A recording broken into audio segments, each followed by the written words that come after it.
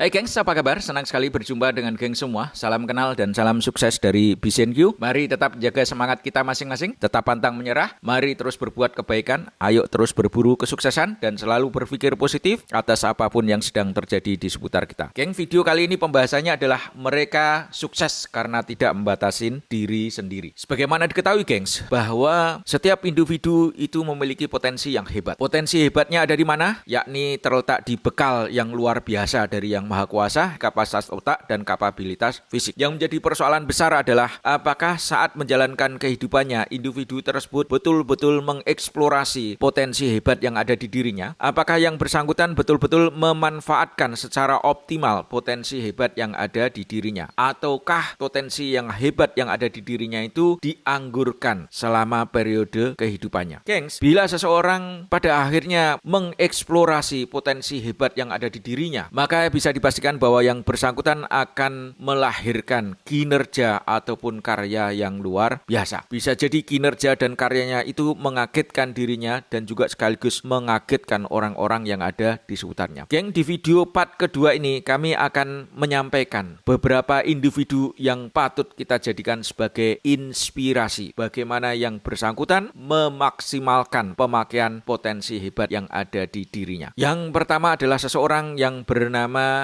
Hi Ahli. Adakah di antara geng yang tahu profil Hi Ahli? Hi Ahli ini adalah warga negara Korea Selatan. Apa profilnya Hi Ahli? Hi Ahli ini adalah individu dengan keterbatasan fisik. Apa keterbatasan fisiknya? Keterbatasan fisiknya adalah beliau hanya memiliki 2 jari di masing-masing lengannya. Dan postur kakinya bukanlah postur sebagaimana orang normal. Yang menarik dari Hi Ahli ini adalah saat yang bersangkutan ditanya, Hi, kira-kira mimpimu apa Hi ke depannya untuk dirimu sendiri? Hi Ahli memberikan jawaban bahwa saya pengen menjadi pianis yang hebat. Gengs, bagaimana menurut gengs seseorang seperti Hi Ahli di mana jarinya cuma 2 di masing-masing lengannya dan postur kakinya tidaklah berpostur normal, namun yang bersangkutan memiliki cita-cita menjadi pianis yang hebat. Seseorang dengan jari 10 saja belum tentu berhasil menjadi pianis hebat. Nah, ini Hi Ahli dengan 2 jari di masing-masing tangannya memiliki cita-cita pengen menjadi pianis yang hebat. Kira-kira respon kita sebagai orang kebanyakan akan mengatakan apa, geng? Kalau kita menjadi orang-orang terdekatnya, pasti kita akan mengatakan, hei, kalau memiliki cita-cita, jangan terlalu muluk-muluk. Kenapa? Cita-citanya betul-betul harus ditopang oleh kondisi fisik yang kita punya. Kamu ini kan jemarinya cuma 2 di masing-masing lengan. Kenapa harus pengen menjadi pianis yang hebat? Emang nggak ada profesi yang lain? Carilah profesi yang berbeda. Jangan menginginkan profesi pianis hebat. Yang memiliki 10 jari normal aja belum tentu menjadi pianis yang hebat. Apalagi dirimu yang memiliki cuma 2 jari di masing-masing lenganmu. Jangan terlalu muluk-muluk lah cita-citanya. Pasti orang kebanyakan akan mengatakan demikian. Dan bisa dipastikan pula ada di antara orang-orang terdekat Hi Ahli yang ngomong juga demikian. Apakah itu ngomong di depan Hi Ahli atau mungkin ngomong di belakang. Gengs, namun demikian Hi Ahli tidak mau membatasi dirinya. Boleh saja fisik saya terbatas, namun keinginan saya tidak terbatas. Saya menginginkan menjadi pianis hebat apapun kondisi fisik saya. Gengs, jika seseorang memiliki tekad seperti Hi Ahli, kira-kira apa yang terjadi? Pasti yang bersangkutan akan bekerja keras untuk mewujudkan apa yang diinginkannya. Demikian pula ini yang terjadi pada Hi Ahli. Dengan keterbatasan jumlah jari yang dimilikinya, Hi Ahli tetap bertekad mewujudkan mimpinya. Berlatih dan terus berlatih,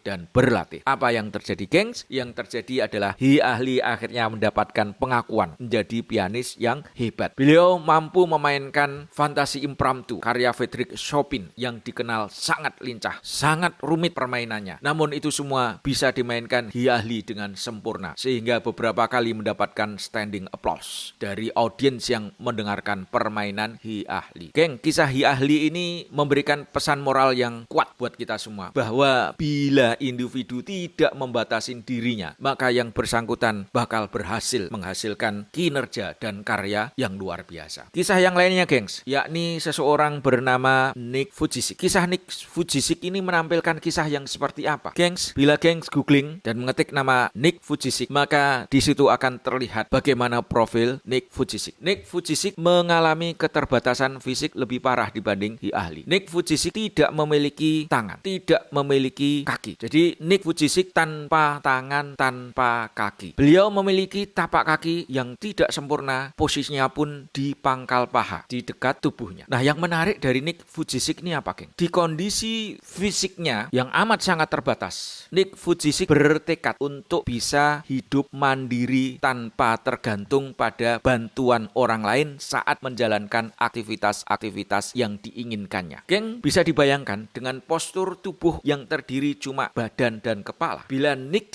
jatuh, kira-kira bisa berdiri nggak, gengs? Sekali lagi, tanpa anggota tubuh. Tentunya menurut ukuran kebanyakan orang, bila postur Nick Vujicic ini jatuh, maka Nick dijamin tidak bisa berdiri saat jatuh. Maksudnya di sini adalah berdiri sendiri. Pasti untuk bisa berdiri memerlukan bantuan orang lain. Namun Nick Vujicic adalah individu yang sekali lagi memiliki mimpi pengen hidup mandiri tanpa dibantu saat menjalankan aktivitas-aktivitas yang diinginkannya. Saat Nick jatuh, maka yang bersangkutan tidak mau dibantu. Nick pengen berdiri dengan upayanya sendiri. Maka geng, bisa dibayangkan di saat awal-awal Nick mencoba melatih untuk bangkit sendiri, jatuh dan bangkit sendiri. Ingat, tubuh Nick hanya terdiri kepala dan badan saja. Nick melatih untuk berdiri sendiri dengan menggunakan kepala dan putaran lehernya. Geng, bisa bayangkan untuk bisa berdiri sendiri, entah berapa ratus kali Nick mencoba bagaimana memposisikan kepala, leher, putaran leher hingga akhirnya bisa berdiri sendiri. Dan pasti di antara upayanya ada banyak kesakitan yang dia alami. Namun sekali lagi, Nick tetap kekeh tidak mau dibantu untuk berdiri sendiri. Akhirnya Nick menemukan metode bagaimana bisa berdiri sendiri tanpa bantuan orang lain. Nah, ini menunjukkan apa, geng? Menunjukkan bahwa bila seseorang tidak mau membatasi dirinya sendiri, maka yang bersangkutan akan melahirkan tindakan-tindakan yang hebat, yang mengagetkan banyak orang. Nah, di samping itu, gengs, Nick berani loncat dari papan ketinggian di kolam renang, geng. Nyebur ke kolam renang, terjun ke tengah-tengah kolam renang dari papan ketinggian. Ingat bahwa Nick tidak memiliki anggota tubuh, tapi karena Nick pengen menikmati hidup sebagaimana orang yang lainnya, Nick tidak mau dibantu. Nick pengen menjalankan aktivitas sebagaimana orang yang lainnya. Nah, apa yang dilakukan Nick terjun dari ketinggian ke tengah kolam renang pasti mengherankan banyak orang. Bagi ukuran kebanyakan, rasanya itu tidak mungkin. Maka pada saat Nick melakukan aktivitas tersebut, orang-orang yang ada di seputar kolam renang teriak ketakutan dan lain sebagainya. Tapi Nick dengan santainya tersenyum terjun saja. Dan setelah terjun, beliau berenang ke pinggiran. Gengs, bayangkan pada saat Nick awal-awalnya melatih hal-hal yang demikian. Perlu keberanian yang luar biasa pasti. Beberapa kali pasti melakukan kesalahan. Tapi karena Nick bertekad tidak mau dibantu orang, akhirnya dia bisa mandiri, terjun dari ketinggian dan berenang ke tepian tanpa dibantu orang lain. Hanya menggunakan tapak kaki yang ada di dekat tubuhnya. Di samping itu, gengs, Nick berani bermain di permainan waterboom, meluncur dari ketinggian sebagaimana orang-orang yang normal. Nah, Nick merasa bahwa keterbatasan fisiknya itu tidak membatasi dirinya untuk melakukan aktivitas-aktivitas menikmati hidup. Nah, ini kan sesuatu yang luar biasa, gengs. Memang seseorang kalau tidak membatasi dirinya, yang bersangkutan akan melakukan aktivitas-aktivitas yang mengagetkan. Sebagaimana yang dicontohkan oleh Nick Vujicic. Nick juga berani berselancar. Nick juga main golf. Nick juga main bola dengan gayanya. Nick betul-betul bisa menikmati kehidupannya karena tidak membatasi diri. Nick tidak minderan. Nick tidak menarik diri dari kehidupan sosial. Karena Nick merasa tidak memiliki batasan. Dan gengs, karena si Nick bisa menjalankan kehidupannya, bisa menikmati kehidupannya, maka Nick akhirnya dikenal sebagai motivator. Beliau sering dipanggil di sejumlah sekolahan, dipanggil di sejumlah institusi bisnis untuk menyampaikan materi-materi motivasi buat membangkitkan energi internal audiensnya. Seolah-olah Nick mengatakan, saya yang kondisinya fisiknya terbatas seperti ini aja bisa melakukan banyak hal. Kenapa kalian yang memiliki fisik normal tidak menikmati kehidupan sebagaimana yang seharusnya? Kenapa kalian masih tidak percaya diri? Kenapa kalian menarik diri dari interaksi sosial dan lain sebagainya? Seolah-olah Nick mengatakan demikian. Geng, sebetulnya pesan moralnya pesannya sangat jelas. Kondisi fisik kita apapun itu sebetulnya adalah sempurna. Tugas kita itu tinggal mengeksplorasi kesempurnaan yang ada di diri kita supaya bisa lebih menikmati kehidupan yang kita jalani. Satu lagi gengs, individu yang lainnya, yakni bernama Baek Jun-hyuk. Spellingnya agak susah nih geng. Baek Jun-hyuk dikenal bukan lulusan perguruan tinggi, namun karyanya sungguh luar biasa. Apa karyanya geng? Beliau melahirkan perusahaan permainan mobile game. Perusahaannya bernama Netmarble. Beliau